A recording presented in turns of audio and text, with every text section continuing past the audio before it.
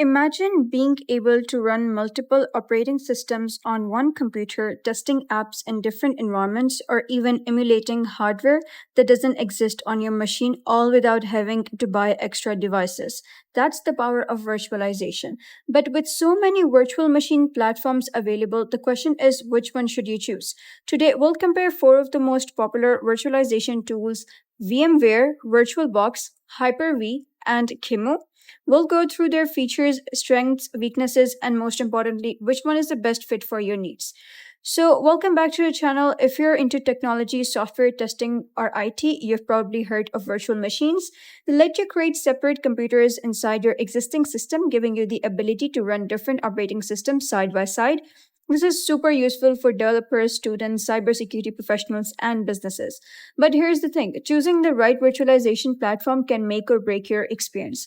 Some tools are user friendly and free, while others offer advanced enterprise features but come at a cost. So let's go step by step, starting with VMware. So, VMware is often considered the gold standard in virtualization. It's been around for decades and is trusted by businesses and IT departments worldwide. The company offers multiple products, but the two most common are VMware Workstation and VMware ESXi. VMware Workstation is a desktop virtualization solution. It lets you run multiple operating systems on a single PC at the same time. For example, you could have Windows as your main operating system and then launch Linux, macOS, or other Windows version in a virtual machine window. It's highly stable with strong support for many different guest operating systems. VMware ESXi, on the other hand, is a bare metal hypervisor. Instead of running on top of an operating system, it installs directly onto your hardware. This allows for faster performance, better resource allocation, and enterprise level scalability. It's the kind of tool you'd find in data centers and large IT environments. So, the pros of VMware are that it is very stable and reliable, rich set of features for enterprises, excellent support for many operating systems, smooth integration with other VMware products like vCenter. But the cons of VMware are it's not free, licenses can get expensive, especially at scale. The learning curve can be steep for beginners. It's resource intensive, which means you'll need powerful hardware to make the most of it. In short, VMware is perfect if you need professional grade performance and don't mind paying for it.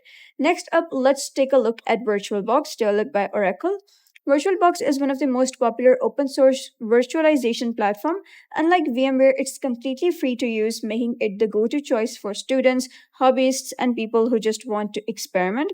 VirtualBox supports a wide variety of operating systems as both hosts and guests, and because it's open source, there's a huge community behind it. There's also extensive documentation online, which makes learning and troubleshooting much easier.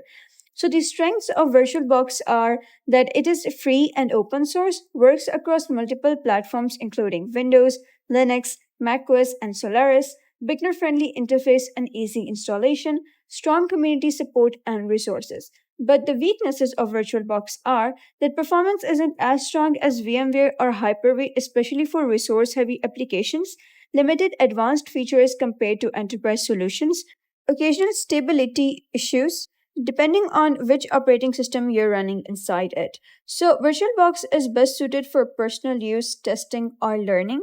If you just want to run a second operating system without spending a dime, this is the simplest option. Next, moving on to Hyper-V. This is Microsoft's own virtualization solution built right into Windows. It comes pre installed on Windows 10 Pro Enterprise and all Windows Server editions. The main appeal of Hyper-V is that it's already integrated into the operating system. You don't need to download or install third party software, just enable it from the Windows Features menu. Because it's a Microsoft product, it works seamlessly with other Microsoft services, making it a favorite in Windows centric organization. So the advantages of Hyper-V is that there's no extra cost if you already own Windows Pro or Enterprise, great performance with Windows guest operating systems, tight integration with Microsoft services like Azure, Active Directory, reliable for enterprise environment. But it also has some disadvantages. Disadvantages include limited support for non-Windows operating system, interface is less intuitive than VirtualBox or VMware, requires Pro or Enterprise Windows editions. If you're using Windows Home, you'll need to pay for an upgrade.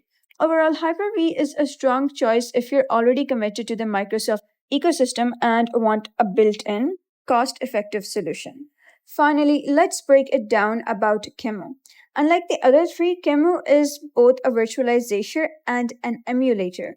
This means it doesn't just create virtual machines, it can actually emulate different hardware architectures. For example, you could run software designed for ARM processors on an Intel machine.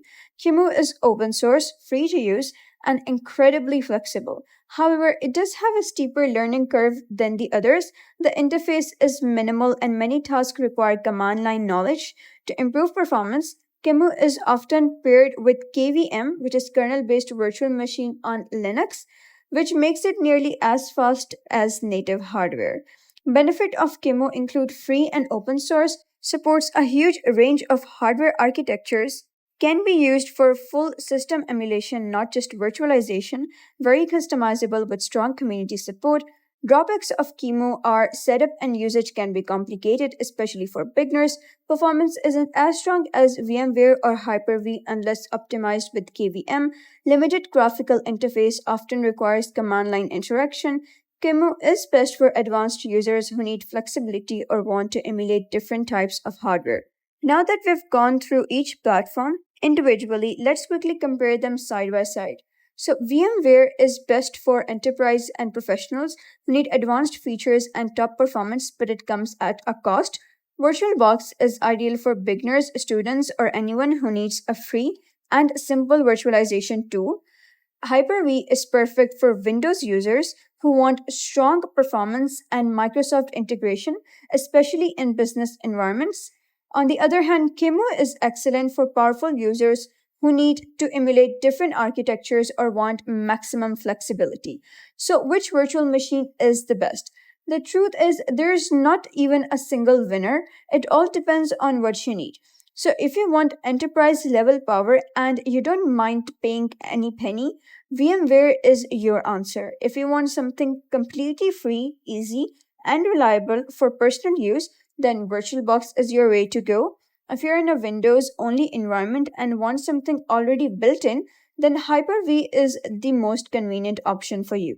And if you're an advanced user who needs hardware emulation or Linux optimization, QEMU is a fantastic choice. At the end of the day, virtualization is all about flexibility. The best advice is to try out the platform that matches your setup and see how it feels. You can download VMware at thevmware.com, VirtualBox at virtualbox.org, Hyper-V directly from Windows Features, and QEMU at qemu.org. Each of these tools has its place, and the best one will depend on your own priorities, whether that's cost, simplicity, performance, or flexibility. So that's it for today's video. If you found this video helpful, give it a thumbs up and don't forget to subscribe for more helpful tutorials. I'll see you in the next video.